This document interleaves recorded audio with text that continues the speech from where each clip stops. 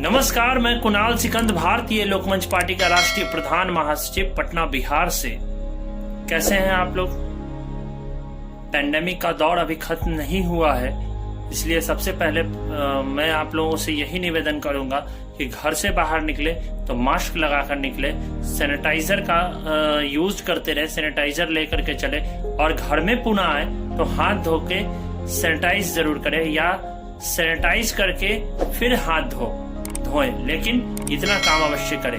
पूरे दिन जो है टेलीविजन के माध्यम से समाचार मिलते रही, क्योंकि इस पर चर्चा नहीं करनी चाहिए थी लोकमंच को। ये लोकमंच का बात नहीं, ये एनडीए का भी बात नहीं है कि लोकमंच को चर्चा करनी चाहिए, या विपक्ष की भी बात नहीं है कि चर्चा करनी चाहिए। लेकिन आप लोगों को कुछ बात से अवगत कराना चाहता हूँ। आज जो पशुपति पारस जी, जो हाजीपुर के सांसद हैं, जो रामविलास जी के आशीर्वाद से हुए हैं, जो रामविलास जी के रहमो करम पर हुए हैं, जो रामविलास जी के की हुई मेहनत की वजह से हुए हैं, रामविलास जी के खून पसीना की कड़ी मेहनत के वजह से हुए हैं, उन्होंने उन्हीं के पुत्र को खंजर भोंका है।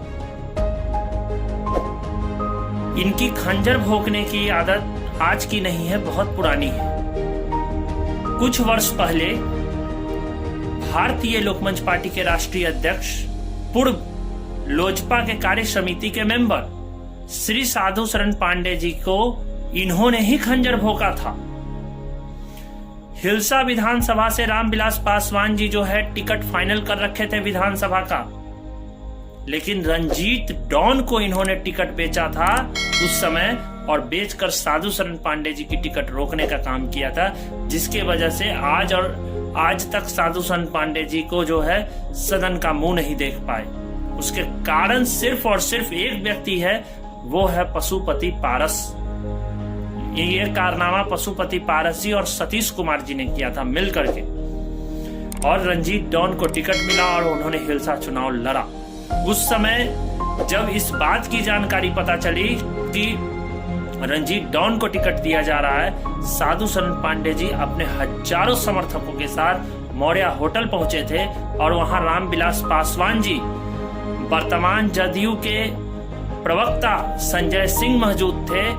भरी भीड़ में अपने भाई पशुपति पारस जी को काफी रामविलास पासवान जी ने साधु शरण पांडे जी के सामने डांट लगाई थी कि तुमने ऐसा बिना पूछे किया क्यों।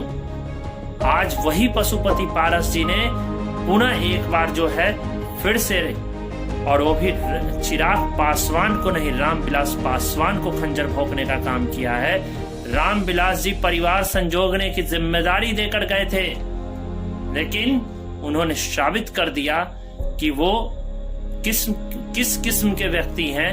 वो सीधे साधे लोगों के साथ हमेशा से खंजर भोंकने का काम किए हैं। इसलिए भाई चिराग पासवान जी को संभल जाना चाहिए, क्योंकि उनके सबसे बड़े दुश्मन उनके चाचा ही निकले। ये आज प्रूफ कर दिया उन्होंने, और अब वो संभल कर चले। अगर आज रामविलास पासवान जी अपने भाइयों को संजोग कर नहीं रखते ना, तो कोई पान का गुमटी चला रहा होता और कोई ऑटो रिक्शा चला रहा होता। और जो प्रिंस बाबू को जिन्होंने हाथ पकड़ करके समस्तीपुर ले जाकर सांसद बनाने का काम किया चिराग पासवान जी ने, धोखा दिया है प्रिंस पासवान जी ने उनको। इस तरीके से अगर आप लोग कीजिएगा तो जानते हैं भाई से तो विश्वास उठ ही गया है। इस पर मुहर लगाने का काम आप लोग कर रहे हैं समाज में।